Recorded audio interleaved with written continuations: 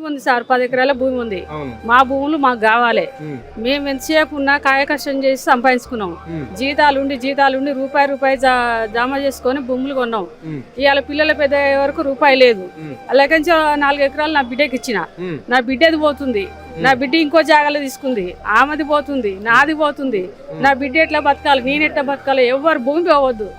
ఆయన ఎక్కడైతే అంచ తీసుకుందో ఫస్ట్ ఏడంగానైతే పోతా అనుకుండో గాడంగానే పోవాలి. ఆడ ఎవడొద్దంటే వచ్చిండు, ఆడికి అక్కడ ఎవడొద్దంటే వచ్చిండు, గుట్టల మీద ఎవడొద్దంటే వచ్చిండు. ఆయన సొమ్ము అదేమన్నా ఆయన సొమ్ము ఆడు తినాలి. మా సొమ్ముకి ఏమన్నా అధికారుడు ఆడు?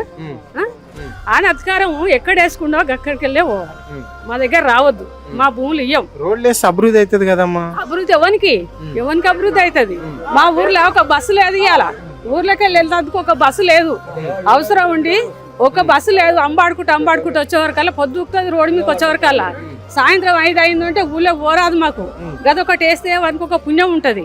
మేము ఏ ఒక రోజు పుట్టి నుంచి సచ్చేదాకా మేము అంబాడుకుంటూనే తిరగాలి. మళ్ళీ మా పొట్ట మీద చేయకూడతాడు ఆడు.